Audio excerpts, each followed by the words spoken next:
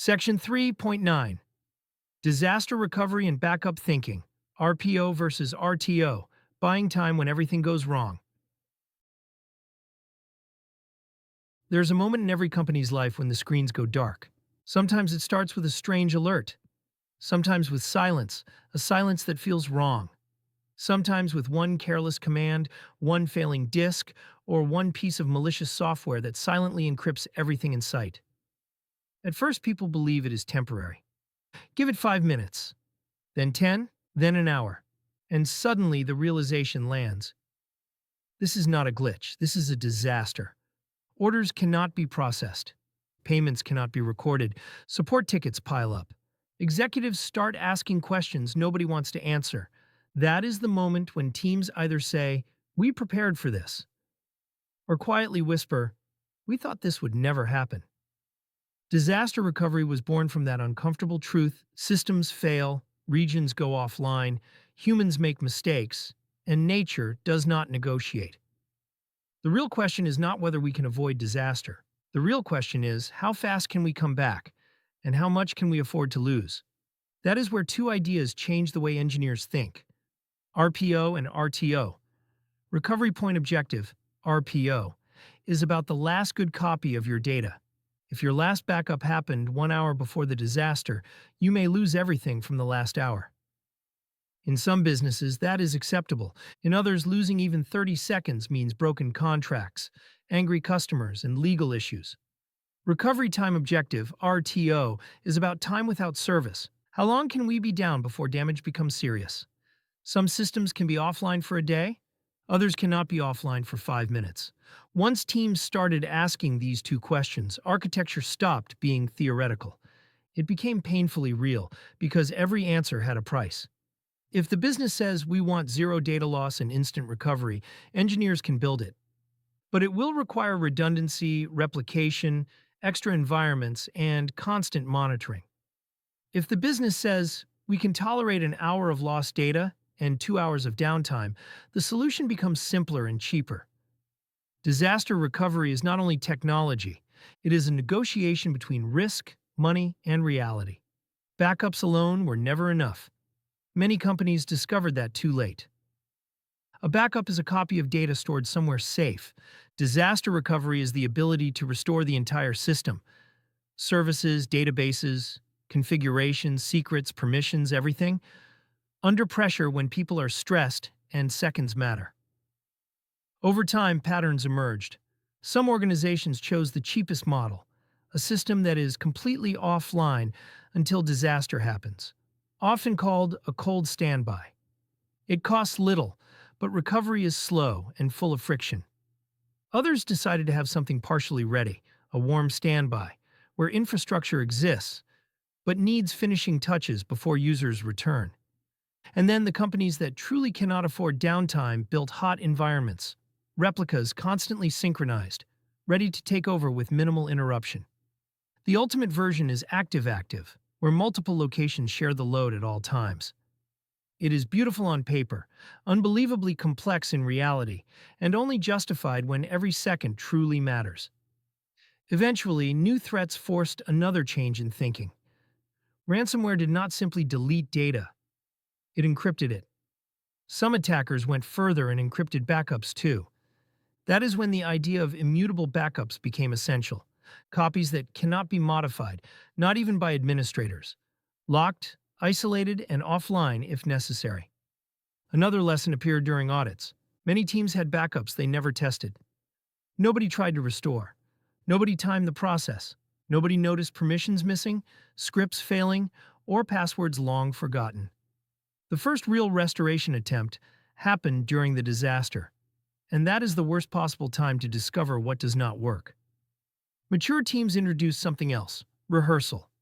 A planned, regular restore day, where systems are intentionally rebuilt from backups, timed, documented, and improved. Today, disaster recovery lives quietly in the background of most systems. You barely notice it, until it is the only thing that matters. It is invisible when things look fine. It becomes the hero when everything collapses. And over the years, tools grew around this philosophy.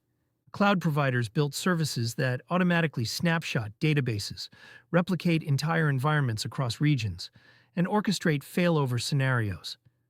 Vendors created platforms that manage offsite copies, verify integrity, and even simulate restoration to prove that systems can actually come back to life. But the mindset remains simple: assume failure, then design your way back from it. Because in the end, disaster recovery is not about technology impressing engineers. It is about a business being able to breathe again. Because in the end, disaster recovery is not about technology impressing engineers. It is about a business being able to breathe again. And that realization always leads to the same conversation, the one where theory stops and reality begins. In a meeting room, one table, two kinds of people: business, engineering, no slides, no dashboards, just two numbers on the table: RPO and RTO. The business doesn't talk about technology. They talk about survival. How much can we lose? And how long can we be down? And from that moment on, the conversation is no longer theory. The answers drive the architecture.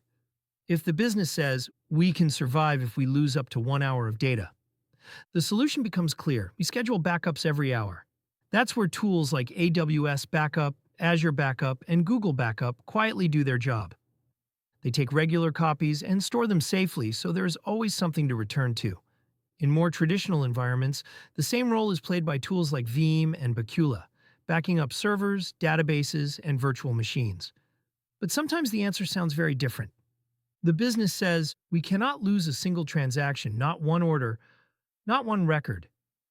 Now, backups are not enough anymore. We move to real-time replication. Everything written to the primary database is streamed to a secondary one almost instantly. That's PostgreSQL streaming replication. And that's MySQL replicas.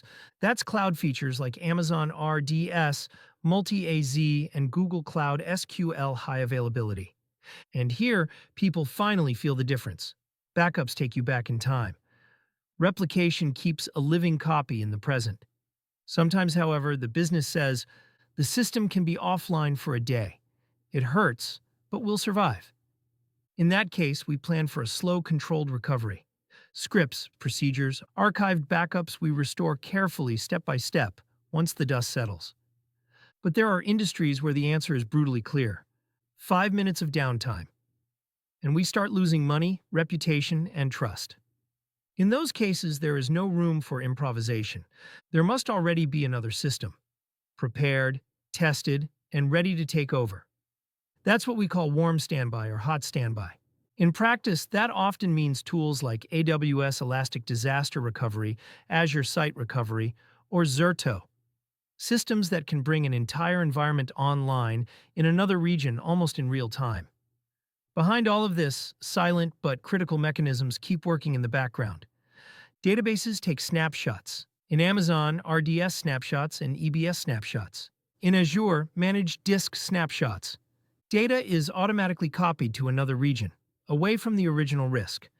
One copy is locked. Nobody can edit it or delete it. That is the answer to ransomware and human mistakes. That is why things like S3 Object Lock, Azure Immutable Storage, Rubrik, and Cohesity exist. And finally, there is a principle that has survived decades of technology changes. 3 copies of your data, stored on 2 different types of storage, with 1 copy completely outside the primary system. It is not perfect. But in real disasters, it often becomes the thin line between a company that recovers and a company that never opens its doors again. Interview moment. How to talk about this in practice. Imagine the interviewer asks you, tell me how you think about disaster recovery. What matters most? A strong answer might sound like this. I always start with the business, not the tools. We define RPO and RTO first, because they tell us how critical the system is and how much we should invest. Then we design layers, backups, offsite storage, replication if needed, and clear runbooks. And I insist on testing restores regularly because an untested backup is just a theory. I care more about our ability to restore than our ability to back up. Another likely question, what's the difference between backups and disaster recovery? You could say, backups are copies of data. Disaster recovery is the ability to bring the entire system back to a working state.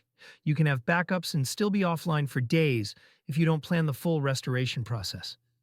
And sometimes they ask, how would you protect against ransomware? A confident answer is, I'd prioritize immutable backups, off-site storage, and strict separation of credentials. Even if production is compromised, attackers should not be able to tamper with recovery copies. And I document a tested restore path so we can return safely. These answers show something deeper than tool knowledge. They show judgment. And judgment is what disaster recovery is really about. Operability is not glamorous. No one claps when systems simply keep working. No one celebrates the backup that quietly did its job. And almost nobody remembers the engineers who built resilience long before anyone noticed it was needed. But when things go wrong, suddenly it matters more than anything else. It is the reason users don't leave. It is the reason a bad day doesn't become a crisis. And it is what separates teams who freeze in panic from teams who take a breath, open the playbook, and calmly do what they have already practiced. At this point, you've seen the whole picture. You've seen why operability matters. You've seen how systems are monitored, scaled, and protected. You've seen that reliability is not luck. It is something we design on purpose. And we finished with the toughest truth of all. Something will fail. So plan for it. And rehearse the recovery until it feels boring, not terrifying. Because resilience doesn't happen by accident. Someone decided to build it. But here's the interesting part. Understanding all of this is one skill. Being able to talk about it clearly, and that's another skill entirely. In real life, interviews, meetings, design sessions, you rarely get time to show slides or walk people through giant diagrams. Most of the time you get a question, a few minutes to think, and a person on the other side trying to understand how you reason. And at that moment, it's not just technology anymore. It's your ability to slow down, to explain, to choose what matters, to make complicated ideas feel simple, practical, and grounded in reality. That's where we go next. End of 3.9.